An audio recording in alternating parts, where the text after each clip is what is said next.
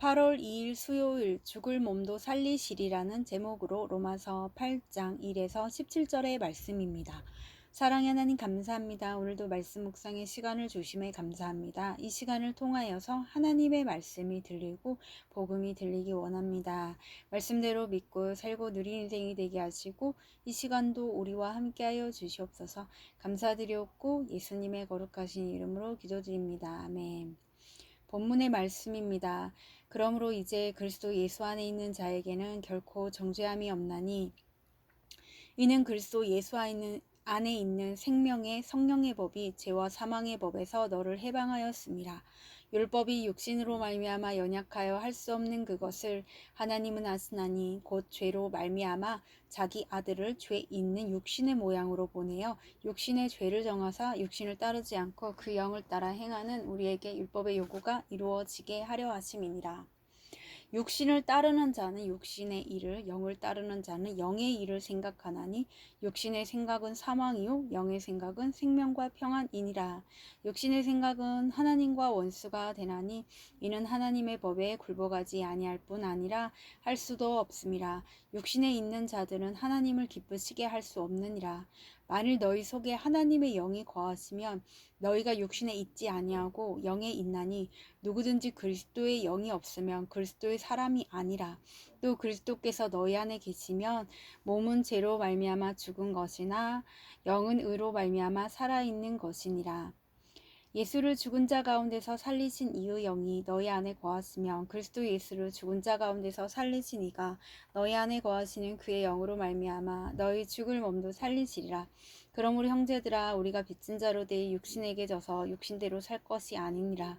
너희가 육신대로 살면 반드시 죽을 것이로되 영으로서 몸의 행실을 죽이면 살리니 무릇 하나님의 영으로 인도함을 받는 사람은 곧 하나님의 아들이라.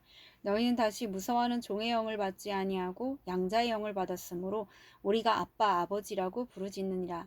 성령이 친히 우리의 영과 더불어 우리가 하나님의 자녀인 것을 증언하시나니 자녀이면 또한 상속자 곧 하나님의 상속자요 그리스도와 함께한 상속자니 우리가 그와 함께 영광 받기를 고난도 함께 받아야 할 그와 함께 영광을 받기 위하여 고난도 함께 받아야 할 것이니라. 아멘. 도움말입니다. 정죄함은 죄가 있다고 단정하여 말하는 것입니다. 양자는 입양에 의하여 자식의 자격을 얻은 사람을 말합니다. 상속자는 한 사람의 재산이나 권리 등을 물려받는 사람을 말합니다. 본문 요약입니다. 그리스도 예수 안에 있는 자에게는 결코 정죄함이 없습니다. 예수 안에 있는 생명의 성령의 법이 죄와 사망의 법에서 그를 해방하였기 때문입니다. 하나님의 영으로 인도함을 받는 사람은 곧 하나님의 아들입니다. 그러므로 우리는 하나님의 상속자로서 그리스도와 함께 영광을 받기 위하여 고난도 함께 받아야 합니다. 오늘의 중보기도입니다. 전세계 선교사들이 그리스도와 함께 영광 받기를 사모하며 잠깐의 고난을 잘 통과하게 하옵소서. 아멘. 본문 해설입니다. 첫 번째, 정죄함이 없는 이유 1에서 4절의 내용입니다. 죄인으로서 받아야 하는 정죄에서 자유할 수 없는 것이 인간의 숙명입니다. 하지만 바울은 예수님이 우리가 받을 심판을 십자가의 죽음으로 다 받으셨기에 이제는 결코 정죄함이 없다고 선언합니다. 성도가 성경의 법 아래로 옮겨질 수 있는 것은 율법의 요구를 다 이루신 예수님의 순종과 헌신이 있었기 때문입니다. 따라서 우리는 내가 정죄함을 받지 않아도 교만할 수 없고 이웃에게 잘못했을 때 그 책임을 져야 합니다. 그것이야말로 이런 은혜를 입은 자의 마땅한 반응입니다. 적용 질문입니다. 생명의 성령의 법으로 해방된 나는 죄와 사망의 법이 주는 정죄에서 자유합니까? 가정과 인간관계의 정죄에서 내가 즉시 인정해야 할 나의 잘못은 무엇입니까? 두 번째, 육신의 생각과 영의 생각 5에서 10절의 내용입니다. 육신의 생각은 늘 자신이 가진 것과 가지지 못한 것을 남과 비교하며 환경을 탓하는 마음에서 비롯됩니다. 육신의 생각은 사망이고 영의 생각은 생명과 평안입니다. 영을 따른다는 것은 성령의 인도하심을 따라 사는 것입니다. 즉 자신이 속한 환경에서 성령이 주시는 음성에 민감히 반응하는 것입니다. 시험을 당할 때 어떻게 피하고 벗어날 것인지만 생각하는 것은 육신의 생각입니다. 반면 어떻게 십자가를 질 것인가를 생각하는 것이 영의 생각입니다. 적용 질문입니다. 요즘 내가 주로 하는 생각은 무엇입니까? 그 속에 생명과 평안이 있습니까? 세 번째, 성령으로 인도함을 받는 자녀. 11에서 17절의 내용입니다. 성령이 우리 안에 거하시면 예수님이 다시 살아나신 것처럼 우리의 죽을 몸도 살리겠다고 약속하십니다. 이는 꼭 몸의 죽음만을 의미하지 않고 질병과 중독, 나쁜 습관처럼 헤어나올 수 없는 것까지 포함합니다. 이렇게 성령으로 인도함 받는 자는 누구나 다 하나님의 자녀입니다. 그리스도인은 하나님의 자녀가 되는 축복을 통해 온갖 권리와 영광을 얻을 뿐만 아니라 이 땅에서 잠시 받는 고난도 기쁨으로 견디는 인내의 적용을 해야 합니다. 적용 질문입니다. 성령이 내게서 보기 원하시는 내 안에 살아나야 할 것들은 무엇입니까? 오늘 기도하기는 죄와 사망의 법에서 생명의 성령의 법으로 저를 해방시켜 주신 하나님의 은혜를 찬양합니다. 저를 성령 안에서 살게 하신 하나님의 뜻에 따라 육신의 일이 아닌 영의 일을 따르기 원합니다.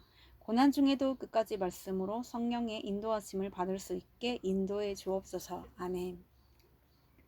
묵상 간증입니다. 구원의 급행열차를 탁오란 제목으로 백정환님의 말씀 적용글입니다. 청년 시절 이단에 빠진 저는 집안의 근심거리였습니다.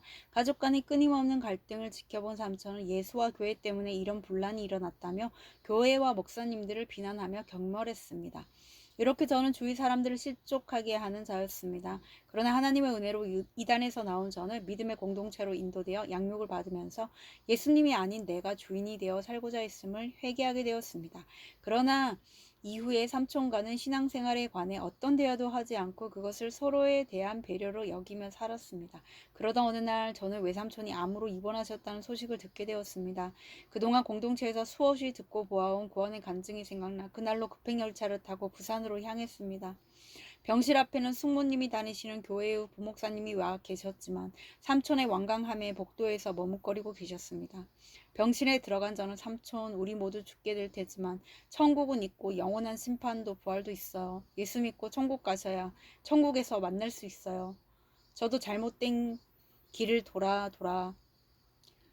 예수님께 나왔어요. 이제 용서받고 새 사람 되었으니 삼촌도 그렇게 되셔야 해요. 라고 담대히 말했습니다. 삼촌은 그런 저를 물끄러미 보시더니 그래 좋지 하며 고개를 끄덕이셨고 기다리고 계시던 목사님의 영접 기도를 따라 한 뒤 병상 세례까지 받으셨습니다. 그리고 며칠 뒤 평안히 천국에 입성하셨습니다. 저는 잘못된 교리에 빠져 내 욕심과 야망으로 육신을 따르며 육신의 일을 도모하고 하나님과 원수되어 사망의 길을 걷던 자입니다. 하지만 그런 저를 하나님의 믿음의 공동체로 인도하여 큐티와 양육을 통해 정죄함에서 벗어나 영의 일을 생각하게 하셨습니다. 결코 변할 것 같지 않던 삼촌의 구원을 이루어 주시는 생명 낳는 일에 쓰임받게 하신 하나님께 감사드립니다.